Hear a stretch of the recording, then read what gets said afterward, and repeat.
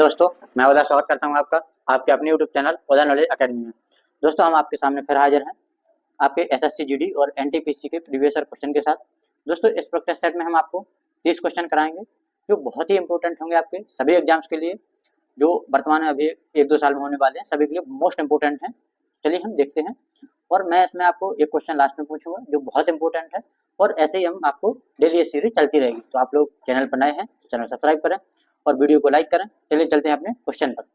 पहला क्वेश्चन हमारा, मध्यकाल में लिखे गए महाकाव्य पद्मावत के लेखक कौन है? दोस्तों, आपसे पूछा गया है कि पद्मावत के लेखक कौन है। दोस्तों, पद्मावत के लेखक है आपको मलिक मोहम्मद जायसी। कौन है? मलिक मोहम्मद जायसी। अगले क्वेश्चन पे चलते हैं आपके। देखो दोस्तों, ये क्वेश्चन सभी एग्जाम्स में रिपीट होते रहते हैं, तो आप लोग सभी क्वेश्चन बिल्कुल रट लें। सेकंड क्वेश्चन है हमारा, साइमन कमीशन में कितने भारतीय सदस्य थे? तो कितने थे? एक भी सदस्य नहीं थे, तभी इसका विरोध किया गया था। तो कोई भी भारतीय सदस्य नहीं है। प्रश्न नंबर 3 है हमारा, ऑटोमोबाइल वाहनों में लगे उस उपकरण को क्या कहते हैं जो यात्रा के दौरान तय की गई दूरी को दर्शाता है? दोस्तों, सीधा सा क्वेश्चन है कि जो आपके मोटरसाइकिल 4 व्हीलर में जो मीटर लगा होता है उसको क्या कहते हैं? तो उसको कहा जाता है ओडोमीटर। ऑडो, देखो ऑटो से समझ में आ रहा है ना, ऑडो मतलब ऑटो, तो ओडोमीटर। अगले क्वेश्चन पे चलते हैं, प्रश्न नंबर 4 पर में।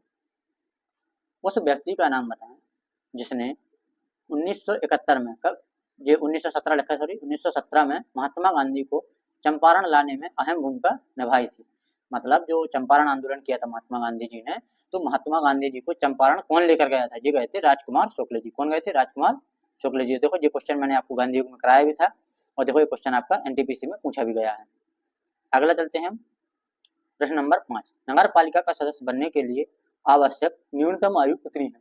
तो कितनी है दोस्तों? ये है आपकी 21 वर्ष। कितनी वर्ष? 21 वर्ष। और दोस्तों, आप लोग बिल्कुल पढ़ाई में बिल्कुल तत्पर रहें, 101% आपका सिलेक्शन होगा कहीं ना कहीं। और मैं आपको बता दूं, जो भाई मेरी तैयारी करते हैं, ऐसा कोई नहीं होगा कि जो सिलेक्शन ना ले। अच्छे से तैयारी करेंगे तो 101% सिलेक्शन होगा आपका, लगे रहें। प्रश्न नंबर 6 हमारा, हार्ड डिस्क किस प्रकार के डाटा स्टोरेज डिवाइस का उदाहरण है? तो दोस्तों, आपकी हार्ड डिस्क है द्वितीयक स्टोरेज। कौन सी स्टोरेज हमारी हार्ड डिस्क? द्वितीयक स्टोरेज। ऑप्शन डी बिल्कुल राइट है। अगले प्रश्न पे चलते हैं, प्रश्न नंबर 7, पंपास, स्टेपिस, स्टेप्स लिखा दीजिए, स्टेपिस होता है जी, स्टेपिस, स्टेपिस होता है। सवाना और प्रेरी सभी नाम किससे संबंधित हैं? तो दोस्तों, ये सभी नाम किसके हैं? ये सभी नाम है घास के मैदानों। किसके? घास के मैदानों। स्टेपिस, सवाना, पंपास, प्रेरी, ये सब घास के मैदान है। मॉडल, मॉडल किससे संबंधित है? तो दोस्तों, मॉडल है आपका फोन लाइन से। किससे? फोन लाइन से। जो आपकी फोन की लाइन डली होती है, मॉडल उससे संबंधित है। मॉडेम, सॉरी दोस्तों, मॉडल नहीं, मॉडेम, सॉरी सॉरी, मॉडेम लिखा है, मॉडेम। प्रश्न नंबर 9 पर चलते हैं हम अपने, और देखते हैं, निम्नलिखित में से किस उपकरण का उपयोग प्रत्यावर्ती धारा को दृष्ट धारा में परिवर्तित करने के लिए किया जाता है? वेरी वेरी इंपॉर्टेंट क्वेश्चन दोस्तों, बहुत पूछा जाता है हर एग्जाम में, ये बहुत इंपॉर्टेंट है। ये इसे क्या कहते हैं? दृष्टकारी कहते हैं। क्या कहते हैं? दृष्टकारी। दृष्टकारी प्रत्यावर्ती को डीसी में, डायरेक्ट करंट में, एसी को, ये ऐसे ही पूछा जा सकता है कि एसी को डीसी में कौन परिवर्तित करता है? कौन करता है? दृष्टकारी। कौन करता है? आपका दृष्टकारी। ऑप्शन सी बिल्कुल सही हो जाएगा। प्रश्न नंबर 10 पे चलते हैं, निर्भय मिसाइल की मारक सीमा कितनी है? जो हमारी निर्भय मिसाइल है उसकी मारक क्षमता कितनी है? 1000 किलोमीटर। तो ये भी आप याद रखेंगे। चलते हैं प्रश्न नंबर 11 पर आपके, स्वतंत्र भारत का पहला नदी बांध किस नदी पर बनाया गया था? बहुत important, very very important question, कि जो हमारा स्वतंत्र भारत का पहला बांध बनाया गया था वो किस नदी पर बनाया गया था?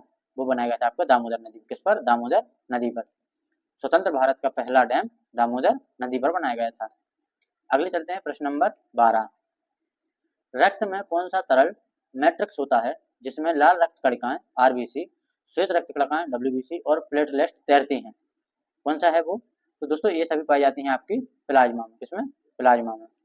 प्लाज्मा है वो जिसमें ये सभी चीजें तैरती रहती हैं आपकी। प्रश्न नंबर 13, बहुत इंपॉर्टेंट क्वेश्चन है दोस्तों, ये किस राज्य का लोकप्रिय लोकगीत और नृत्य है? तो घूमर कहाँ से संबंधित है? राजस्थान से। आपका घूमर राजस्थान से संबंधित है। ऑप्शन सी बिल्कुल राइट हो जाएगा। अगले क्वेश्चन पर चलते हैं अपने, प्रश्न नंबर 14 पर, चश्मा थर्ड नाग की शक्ति संयंत्र कहाँ स्थित है? कौन सा? चश्मा थर्ड। तो ये आपका कहाँ पर है? पाकिस्तान में। कहाँ है? पाकिस्तान में। ऑप्शन ए बिल्कुल राइट हो जाएगा। अगले पर चलते हैं, प्रश्न नंबर 15। दोस्तों, आधे क्वेश्चन हम कर चुके हैं उसमें। गैसीय माध्यम में जाते समय ध्वनि की चाल कैसी होती है?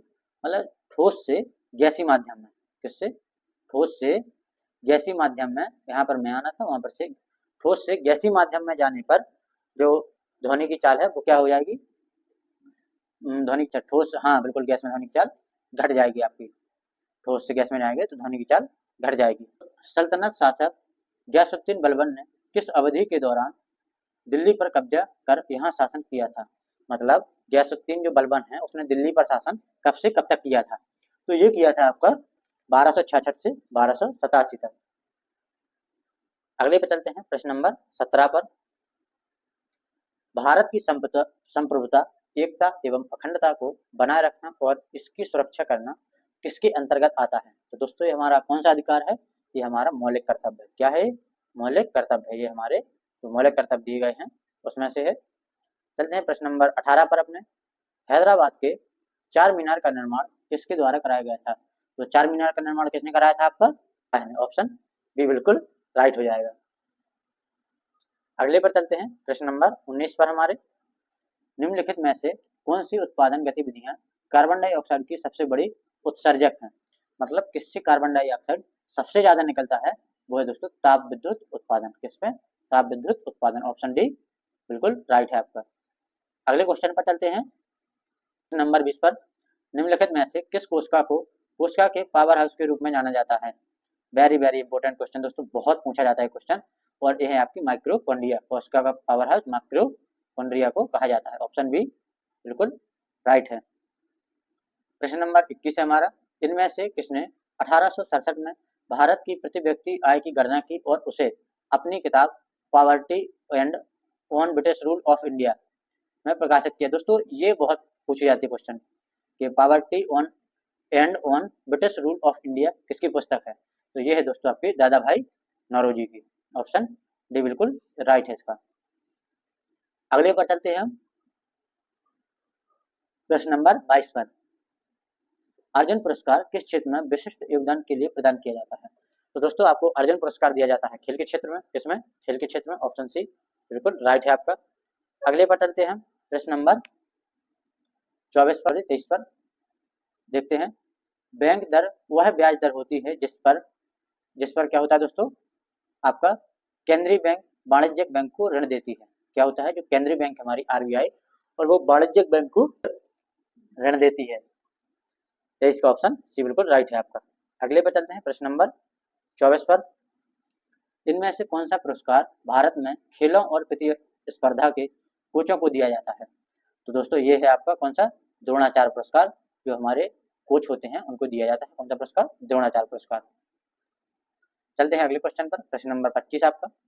निम्नलिखित में से किस कारण को आर्कटिक हरितकरण के लिए जिम्मेदार ठहराया जा सकता है? तो दोस्तों आर्कटिक हरितकरण के लिए जो जिम्मेदार होता है वो होता है आपका ग्लोबल वार्मिंग।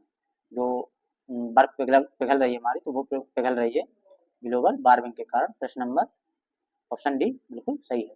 अगले पर चलते हैं, प्रश्न नंबर 26। लाहौर और कश्मीर में स्थित शालीमार गार्डन किस काल की वस्तु कलाकृति है? तो दोस्तों शालीमार गार्डन है जो, वो किसकी कलाकृति है दोस्तों? वो है आपकी मुगल काल की। शालीमार गार्डन मुगल काल से संबंधित है। ऑप्शन ए बिल्कुल राइट हो जाएगा। अगले प्रश्न पर चलते हैं, प्रश्न नंबर 27। भारतीय संविधान का अनुच्छेद 368 संबंधित है। तो 368 दोस्तों आपका संबंधित है संविधान के संशोधन से। किससे? संविधान के संशोधन। संविधान संशोधन होता है वो 368 के तहत होता है। अगले चलते हैं, प्रश्न नंबर 28।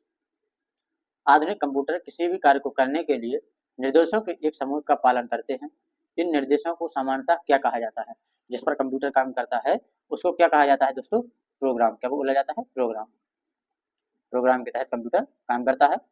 चलते हैं प्रश्न नंबर 29 में हमारे, सेकंड लास्ट क्वेश्चन हमारा। भारतीय संविधान द्वारा प्रदत्त इनमें से कौन सी विशेषता भारतीय न्यायपालिका से संबंधित है? तो दोस्तों इसमें कौन सी है आप लोग सभी पढ़ लें, मैं आपको ऑप्शन बता देता हूँ। इसका सही जवाब है आपका ऑप्शन बी, न्यायिक स्वतंत्रता। न्यायपालिका क्या दिया गया है? न्यायिक स्वतंत्रता। हमारी न्यायपालिका बिल्कुल स्वतंत्र है। चलते हैं प्रश्न नंबर 30 पर। भूकंप की तीव्रता किस में मापी जाती है? तो दोस्तों भूकंप की तीव्रता मापी जाती है आपकी रिएक्टर स्केल पर। किस पर? रिएक्टर स्केल पर। तो दोस्तों आप सही बताएं इसकी खोज किसने की थी? और हमारा आज का लास्ट क्वेश्चन हो चुका है जी, आपको कमेंट में बताना है इसका जवाब। हैंडबुक ऑन फिशरीज स्टैटिस्टिक्स के एकीकरण के अनुसार भारत का सबसे बड़ा समुद्री मत्स्य उत्पादन राज्य कौन सा है? दोस्तों इसका आपको कमेंट में बताना है। 13वां संस्करण कौन सा है, तो इसका आपको कमेंट में जवाब देना है। दोस्तों वीडियो पसंद आई हो, आप चैनल पर नए हो तो प्लीज चैनल को सब्सक्राइब करें और लाइक जरूर करें। जय हिंद दोस्तों।